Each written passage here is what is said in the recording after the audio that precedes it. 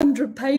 Hello and welcome aboard our 10-minute quickies. We've got news and updates today with Access Consciousness. Welcome to our quickie this evening, downtown Australia. And I'm Viv Adcock. I'm your host. Excuse me, your host for the evening. And I have the amazing Kitty Gordon with us, who has been creating magic with introducing bars to business. So welcome, Kitty. Thanks, Viv. Hi, everyone. And you're in Melbourne, correct? Yes, Melbourne, Victoria. So how long ago was it you discovered the bars? The start of 2020. Yeah, just popped into my world then. So just before COVID occurred. Yeah, and I managed to become a bars practitioner just at that time. So I was able to get my bars run for the long lockdowns. Yeah. Helpful. So let's fast forward because, Melbourne particularly and Victoria and Australia went through a very hardcore lockdown for many months. So let's fast forward to you becoming a bars facilitator. So obviously you made some different choices and you became a bars facilitator. Yeah. So in 2020, as soon as I discovered Access Bars, it just completely changed my life, and it changed my life very, very quickly. So I had complex PTSD and things were getting really bad, and I just started getting my bars run, and within about 6 weeks, some really severe symptoms just dissipated. And as soon as I discovered Access Bars, I was like, what is this? It's like I've known it my entire life. Yeah. And then I found out I could be a bars facilitator, and I was like, straight away went and became a bars facilitator. And that's what I've been doing ever since. I love it. I truly do love it. So can I ask you a question about what changed for you? So what the symptoms were and what changed? Because I haven't heard this. This is what I love about interviewing people. You get to have a conversation that you don't normally have. So tell me a bit about that, please. Yeah, so I had previously been in a relationship that was really abusive, and I left that relationship, and like my life was meant to be a lot different, and I was meant to be really happy. However, at that time I had like PTSD kick in, and I was just really, really unwell. I was really depressed and anxious and paranoid, and I was just stuck in this loop of all these different kind of abusive situations that occurred, and they were just replaying over and over again. And things just got so bad. Like I was having really severe nightmares, and I was wetting the bed as well, quite regularly. So and this was only a couple of years ago, you say? Yeah, so 2020. Yeah. Wow. And so how many bar sessions did it take for you to start to see a change in that? Because they're pretty, full-on symptoms. Yeah, it was really full on. So I think I had about 2 a week for 6 weeks. Yeah. And I had done a lot of other therapies and tried out a whole heap of different things, but it was just making me worse. Like I'd sought out a whole heap of different professionals, and whilst they're very good at what they were doing, it wasn't actually contributing to me the way I needed it to. But 6 weeks, at the 6th week mark, I hadn't even noticed that a lot of the symptoms had dissipated because I was so happy. And I was creating my life, and I really wasn't sleeping that much because I just wasn't tired, because I was creating. I just kind of had this my creative flare reignited within me, and I was like, I didn't do things that I was doing in the past. Like I used to watch a bit of TV and other things, and I was like, nah, I was just like sewing and like writing comedy routines and just as you do. And just like I just wouldn't stop. I was just having the best time, and I was having the best time with my own company. And this was very much going on like the very start of lockdown, when it seemed like the whole world was just in complete, disarray. And I was having a really good time.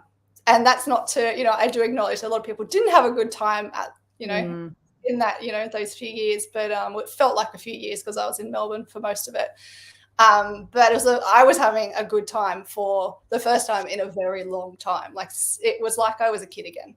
And I was just happy. So let's fast forward to, bars in business, because that's a big jump from where you began only a handful of years ago, before COVID and during COVID and lockdown. So let's fast forward to, what was it that ignited your spark to introduce bars to businesses in Melbourne? Yeah, I love that question. So I use the tools of Access Consciousness like every day. I love it. It's completely changed my life, and I know that they work. So I just keep using them, and I have this immense gratitude for Access Consciousness. Like, I love it so much I could tear up right now. And I really just tapped into the energy of Access, and I was like, I just started asking questions. So, ask and you shall receive. That totally is real. It works. And I started asking questions. I asked questions of Access Consciousness.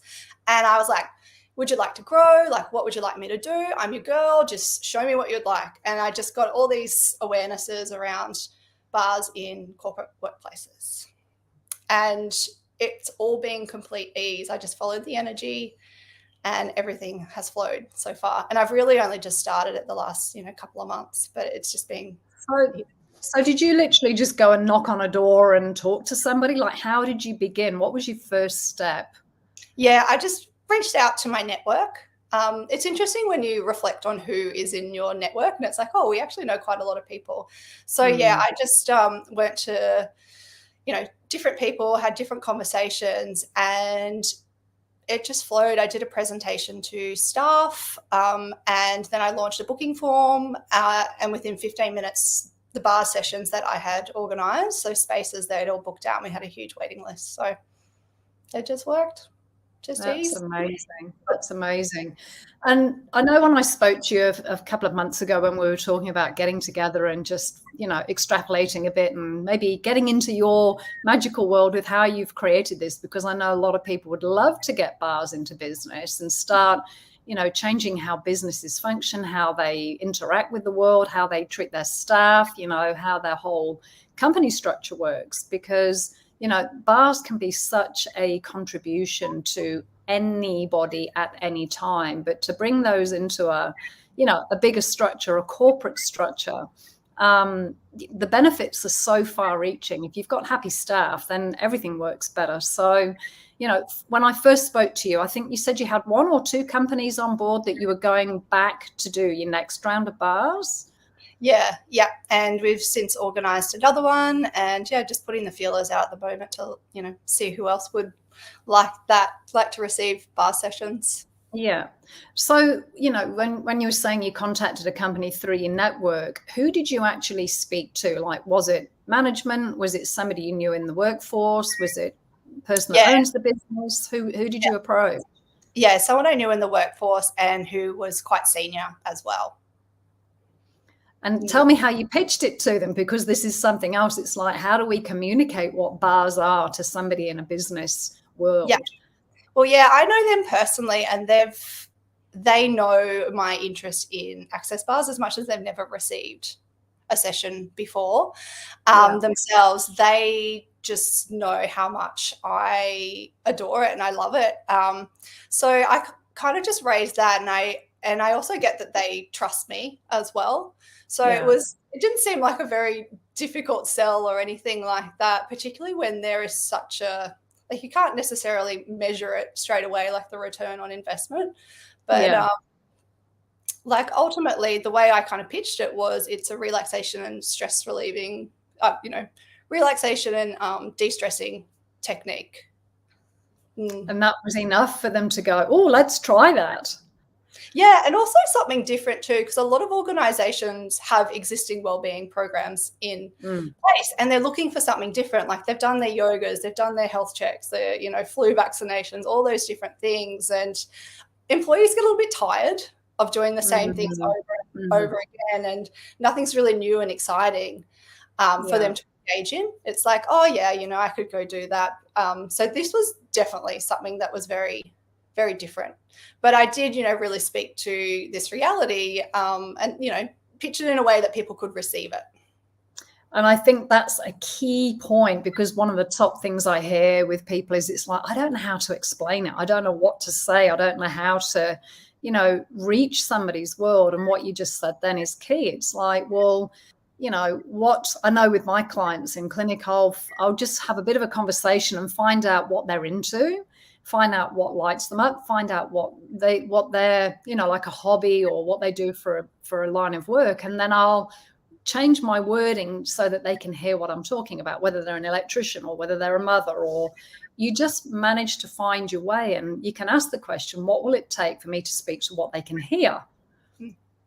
Because then you'll find that, you know, words will come out of your mouth, or you don't go in with a pre-organized script. You know how sometimes we practice saying things over and over and over in our head, where there's no connection to the actual person. There's no engagement with who is exactly in front of you and where they function from and what's relevant to their life. So, you know, and it sounds to me like you touched on something that was relevant, that they could connect to, that then their mind's already open. They're more likely to say, well, yeah, I'd like to try that, or tell me more about it. So how many people's bars did you run on that first time, Kitty?